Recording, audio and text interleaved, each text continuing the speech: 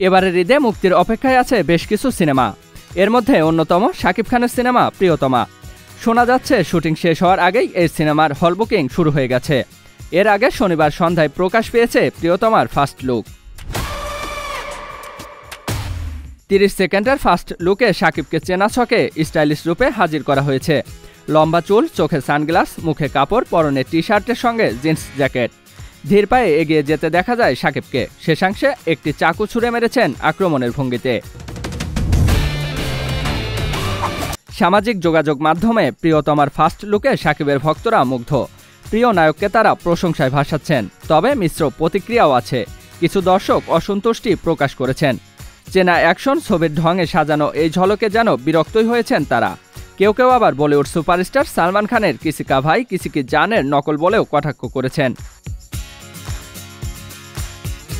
তবে এ ছবি নিয়ে আশাবাদী পরিচালক।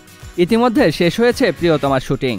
এর মধ্যে সিনেমা হল বুকিং এজেন্ট থেকে শুরু করে হল মালিকদের আগ্রহের তুঙ্গে থাকা এ ছবি চড়া মূল্যে হল বুকিং চলছে। পরিচালক হিমেল আশরাফ জানান, শাকিব খানের লুক ও ছবির হাইপারের কারণে হল মালিকেরা প্রিয়তমায় আগ্রহ দেখাচ্ছেন। চলতি সপ্তাহে প্রিয়তমার সেন্সর পেতে পারেন। তিনি বলেন, আমাদের বিশ্বাস সবচেয়ে বেশি রেন্টালে ঈদুল আজহায় সবচেয়ে বেশি সিনেমা হলে প্রিয়তমা চলবে। হলের মালিক থেকে দর্শকেরা যে পরিমাণ আগ্রহ দেখাচ্ছেন তাদের প্রত্যাশা পূরণ করবে প্রিয়তমা।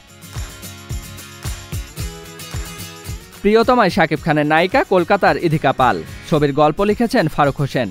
তার সঙ্গে যৌথভাবে চিত্রনাট্য সাজিয়েছেন হিমেল আশরাফ। ছবিটি প্রযোজনা করেছেন আরশাদ আদনান। শাকিব ছাড়াও আরও অভিনয় করেছেন ইধিকা পাল, কাজী হায়াত, শহীদুজ্জামান সেলিম, এলিনা শাম্মী, ডন, শাহিদ নবীসহ আরও অনেকেই। জিয়াউল ইসলাম, মহাজন ITA।